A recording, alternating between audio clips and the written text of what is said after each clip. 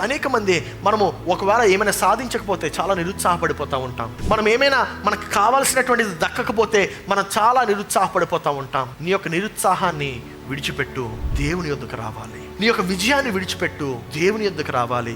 ఎందుకంటే ఆయన యొక్క పాదాల చెంత నువ్వు ఎప్పుడైతే చేరుతావో ఆటోమేటిక్గా ఆయన నీ యొక్క ప్రతి ఓటమిని కూడా ఆయన విజయవంతంగా మారుస్తాడు. హల్లెలూయా. ఒకవేళ కానీ నువ్వు ఈ యొక్క విజయాన్నే కానీ దేవుడిగా చేసుకున్నావు అనుకో, ఏమవుతుందో తెలుసా?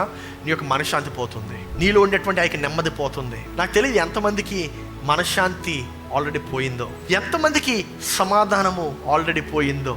ఎందుకో తెలిసిపోయింది. ఎందుకు పోయిందంటే నువ్వు విజయాన్ని దేవునిగా మార్చావు.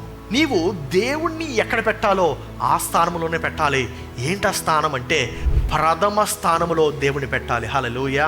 నువ్వు దేవుణ్ణి ఆ యొక్క పై స్థానంలో ఎప్పుడైతే పెడతావో విజయము ఎప్పుడు కూడా నీ యొక్క బానిసగానే ఉంటుంది. How are you treating success? Are you treating it like a servant or are you treating it like a god? ఎప్పుడైతే విజయానికి నీవు ప్రథమ స్థానం ఇస్తావో దేవుని బదులు, అప్పుడు విశ్వాసము రెండో స్థానం తీసుకుంటా ఉంటుంది. ఎందుకంటే ప్రథమ స్థానము ఒకటే ఉండగలదు. నువ్వు దేవునికి కానీ నీ యొక్క ప్రథమ స్థానం ఇవ్వకుండా విజయానికి నీ యొక్క ప్రథమ స్థానం ఇస్తే నీ యొక్క మనశ్శాంతి ఇక నీ జీవితంలో ఉండనే ఉండదు.